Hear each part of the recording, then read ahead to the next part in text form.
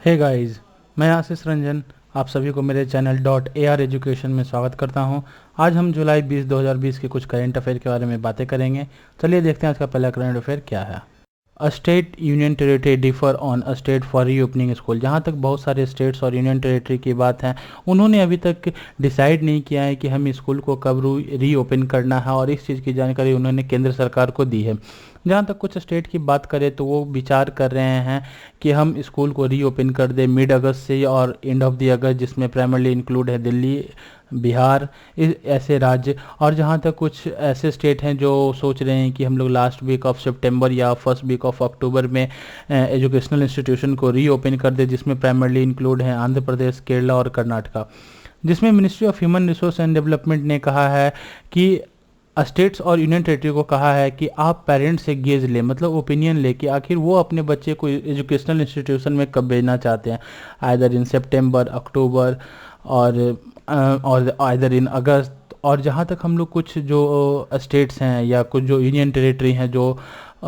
Developed के criteria में आते हैं या जो डिजिटल के तरफ आगे अच्छा खासा अदर स्टेट से आगे बढ़ चुके हैं, वैसे स्टेट ज़्यादातर अब क्या है ऑनलाइन क्लासेस को शुरू कर रहे हैं, जिसमें उन्होंने ऑनलाइन रिसोर्स को यूज किया है, साथ साथ टीवी का भी उपयोग किया है, रेडियो का भी उपयोग किया है एजुकेशन को आगे कंटिन्यू करने के लिए। और ये बहुत ही सही कदम है, क्योंकि आगे जाकर हमें फ्यूचर भी देखना है कि ऐसा अगर कभी भी पैंडेमिक आए तो हमें इस चीज़ से स्ट्राइक ना हो कि एजुकेशन बिल्कुल सट हो जाए। और एक स्टेट आसाम है जिन्होंने कहा है कि हम एंड ऑफ द जुलाई तक भी एजुकेशन इंस्टीट्यूशन को खोल सकते हैं, और ये चीज़ की जानकारी उन्होंने केंद्र सरकार को दी है। और ministry of human resource and development ने कहा है कि हम एक गाइडलाइन बना रहे हैं, एक गाइडलाइन की प्रोसेस में है, उसके बनाने की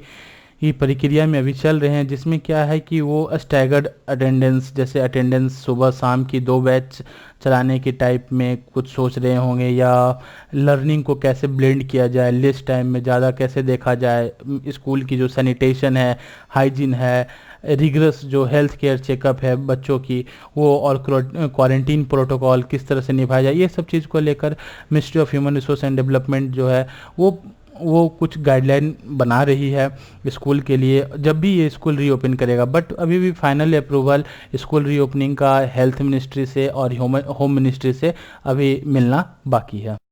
आज का दूसरा करंट अफेयर है, China has cross it's 9060 claim along the line of actual control. जो चाइनीज ट्रूप्स है पीपुल लिबरेशन आर्मी, उनकी जो अभी तक प्रेजेंस है नॉर्थ बैंक ऑफ पैंगोंग सो में बरकरार है, जिसमें क्या है कि जो चाइना जो ऑफिशियली 1960 में डिस्क्राइब किया था कि हम लोग का जो एलओसी का परसेप्शन है चाइना की तरफ से वो फिंगर 8 तक है, बट अभी हम लोग देख सकते हैं कि वो फिंगर 5 पे अभी भी प्रेजेंस है। और जो क्लैश हुई थी गलवान में जून 15 को, वो भी जो क्लैश साइट है उसको भी देखा जाए तो चाइनीज परसेप्शन से वे अहेड बहुत ज़्यादा आगे था।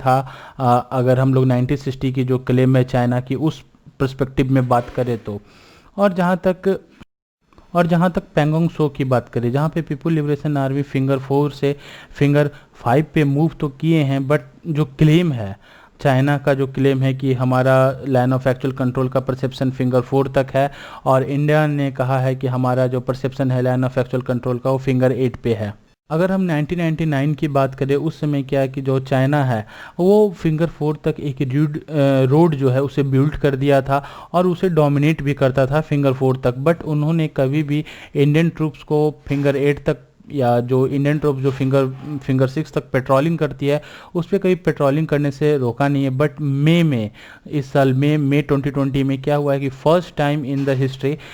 चाइनीज़ आर्मी जो पीपुल लिबरेशन आर्मी है उन्होंने इंडिया को स्टॉप किया है, कट ऑफ किया है इंडिया का एक्सेस फिंगर 8 तक पेट्रोलिंग करने में। या आप इफेक्टिवली बात करें तो 8 किलोमीटर पहले ही इंडियन ट्रूप्स को रोक दिया गया कि आप आगे जाके पेट्रोलिंग नहीं कर सकते हैं। और जहाँ तक कॉप कमांडर लेवल की बात हुई थी डिसंगेजमेंट में, क्योंकि इस कारण से लड़ाई हुई, गलवान में क्लैश हुआ, आप सभी जानते हैं, तो इस लड़ाई को प्रिवेंट करने के लिए जो डिसंगेजमेंट टॉक हुई थी कमांडर लेवल टॉप पे, special representative talk, diplomatic top, सब पे जो टॉक हुई उस समय क्या जो fourth round of cop commander level की जो टॉक चल रही थी, उसमें क्या हुआ कि एग्रीमेंट ये हुआ कि बोथ साइड जो है, कुछ साइड अपने अपने पुल ऑफ करेंगे, अपने अपने ट्रूप्स को बैक खींचेंगे। जैसे जिसमें क्या है कि चाइनीज़ ट्रूप्स ने फिंगर 4 से फिंगर 5 पे गए, पैंगोंग सो पे, और इंडिया को जो फिंगर 4 पर रोक दिया गया था, इंडिया ने अपने बेस पॉइंट फिंगर 2 पे चले गए, जहां से वो प्राइमरली पेट्रोलिंग स्टार्ट करते। अगर हम लोग 1960 की बात करें, जब जवाहरलाल नेहरू जी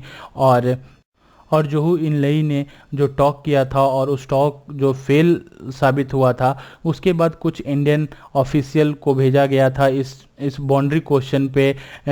डिबेट करने के लिए या टॉक करने के लिए। उसमें जो 3 राउंड ऑफ टॉक हुई थी, उसके बाद इंडियन ने पूछा था चाइनीज से कि आपका क्या परसेप्शन है लाइन ऑफ एक्चुअल कंट्रोल पे। तो चाइना ने कहा था ईस्ट साइड में 78 डिग्री 49 मिनट लॉन्गिट्यूड में, और लैटिट्यूड में नॉर्थ साइड 33 डिग्री 44 मिनट पर ये चाइना को बिलोंग करता। अगर हम इसे रफली अगर इंडिया मैप पे देखें लैटिट्यूड लॉन्गिट्यूड को लेकर, तो ये रफली फिंगर 8 पे आता है। और आज देखें तो चाइना का क्लेम पूरे फिंगर 4 पर आ गया, और गलवान की बात करें तो वो कॉर्नर तक आ गया, गलवान कॉर्नर में जहाँ पे क्लैश हुई थी। If you like this video, make sure hit the like button, subscribe button. If you want to download PDF of this video, go to my Telegram channel and download over there. Thank you.